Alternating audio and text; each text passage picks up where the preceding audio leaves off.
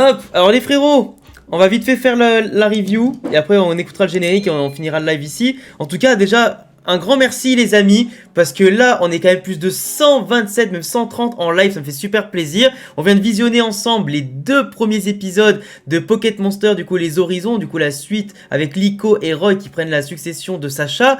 On a eu, et je vais pas vous mentir dès le début, on a eu quelque chose de très prometteur, 2 épisodes en tout cas qui sont plus ou moins bien construits avec un rythme qui va très très vite. Là je pense qu'on est parti pour une adaptation animée qui va pas traîner en longueur. Je pense très clairement que le Pokémon Company sait qu'avec Sacha qui n'est plus là, il va y avoir des risques. Il va y avoir des risques que le public ne suive pas, que les nostalgiques ne soient pas contents, que forcément le nouveau public n'adhère pas forcément du moins au nouveau personnage. Et globalement, je pense qu'au niveau du rythme, ça va être assez intéressant et qu'on va pas avoir beaucoup de niaiseries ou d'épisodes, en tout cas de transition, comme on a trop eu l'habitude, et surtout des épisodes de remplissage.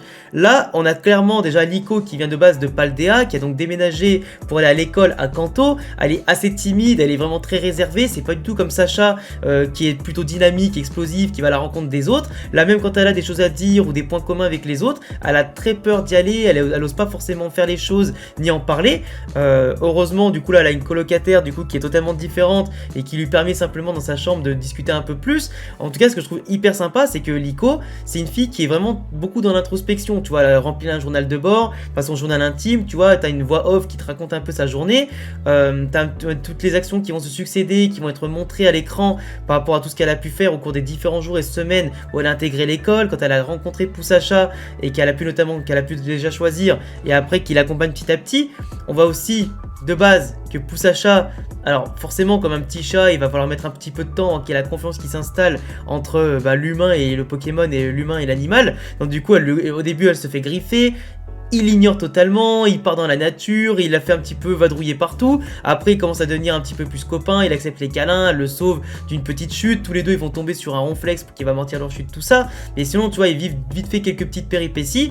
Ils vont commencer petit à petit à s'entraîner, découvrir un petit peu un lien de dresseur qui va bien sûr s'étoffer avec le temps et se développer avec le temps. Mais du coup, on voit les premiers jours de Liko à Kanto et dans son école qui se font un peu de manière solitaire, mais tu vois c'est pas mal parce qu'après en plus il y a toujours les points d'introspection qui sont montrés, qu'elle soit en combat, qu'elle soit en pleine rencontre avec des gens, qu'elle soit déplacée d'un point A à un point B, et du coup c'est plutôt pas mal, tu suis vraiment l'histoire de son point de vue et c'est plutôt pas mal. Là où avec Sacha t'avais une vue d'ensemble avec tous les autres personnages et Sacha qui réfléchissait plutôt à voix haute, donc franchement ça donne un point de vue sympa.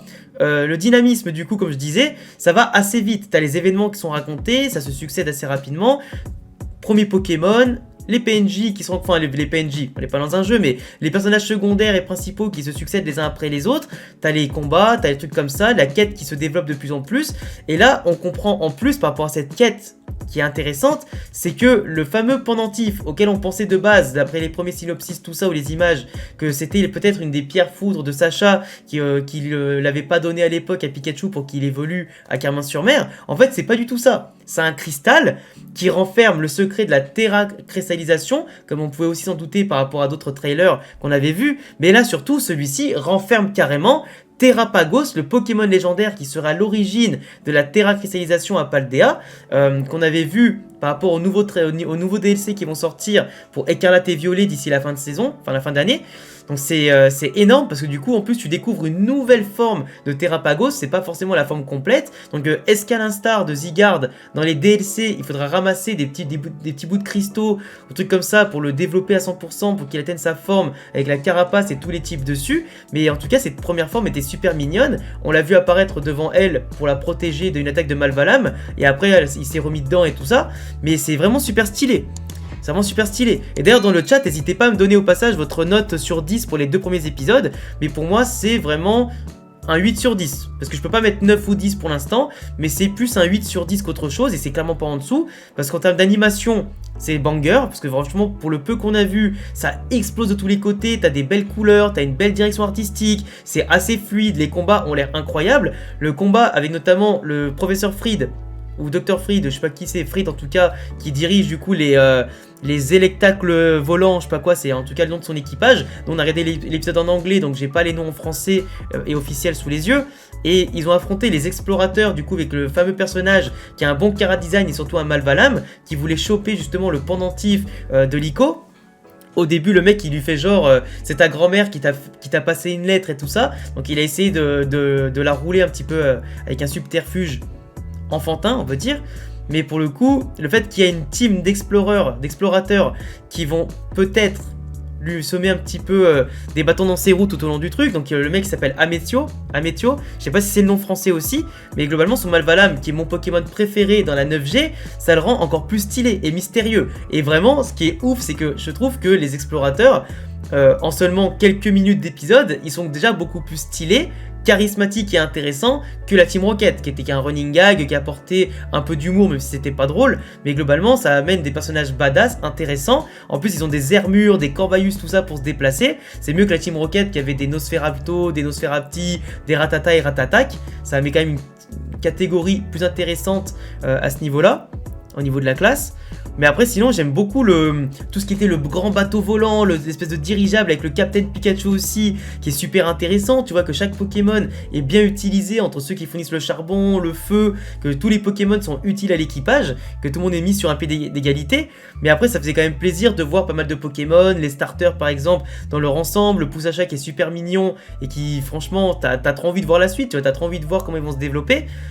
Là le Poussachat pour le coup à la fin de l'épisode il s'est fait kidnapper, donc à voir, enfin kidnapper, il a atterri sur le Corvus et ils sont partis avec, donc à voir quand est-ce qu'ils vont le récupérer, si c'est pourquoi pas dès l'épisode 3 ou 4, qu'on verra notamment l'épisode 3 vendredi prochain et dimanche en live. Mais franchement ça commence super bien, je trouve que l'intensité, l'histoire, les OST sont aussi très très belles en fond. Il y a un humour aussi qui va peut-être se développer, se mettre en place, mais ça a l'air d'être quelque chose en tout cas de beaucoup plus sérieux que ce qu'on a l'habitude de voir avec Sacha et Go par exemple. Là, avec Sacha et Go c'était la totale détente, c'est que vraiment à partir des championnats du monde ça commence à être sérieux et la fin de la quête de Mew, tu vois. Mais globalement là dès le début on commence quand même sur quelque chose d'assez intense. Donc j'aime beaucoup. Après avoir la personnalité du personnage de Roy qu'on verra bientôt.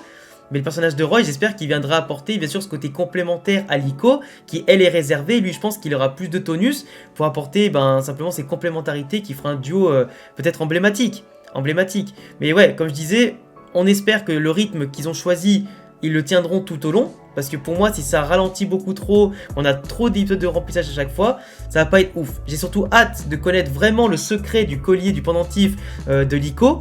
Voir aussi quel sera, elle, son objectif. Si son objectif, c'est simplement de connaître le secret du pendentif et pas forcément de faire les arènes ou trucs comme ça, bah pourquoi pas. Peut-être qu'elle ira sur Paldea parce que là, ils sont en chemin vers un autre endroit, on sait pas encore où, on sait pas encore quand ils iront à Paldea. Et du coup, il y aura forcément après toute la Team Star, la quête avec le trésor en général, hein, trésor de Paldea à chercher, les légendaires qu'on rencontrera, avec pourquoi pas, bien sûr, les légendaires de Écarlate et Violet.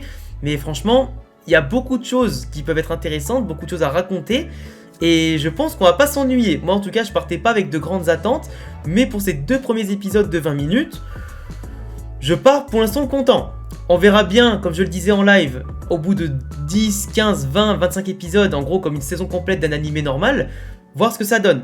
Si on se fait chier au bout de 25 épisodes, bah je pense qu'on fera pas, ça sera pas mieux après, tu vois.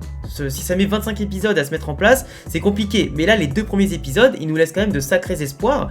Et on verra bien. En tout cas, pour l'instant, je continuerai de visionner les épisodes avec vous en stream sur Twitch, tous les dimanches soirs normalement. Le temps qu'on ait, pourquoi pas, les versions françaises sous-titrées, ou comme ici on a fait avec les versions anglaises sous-titrées. C'est très bien, parce que l'anglais, pour Pokémon, c'est pas compliqué, ça se comprend très bien. Si moi je comprends, vous comprenez aussi très bien aussi.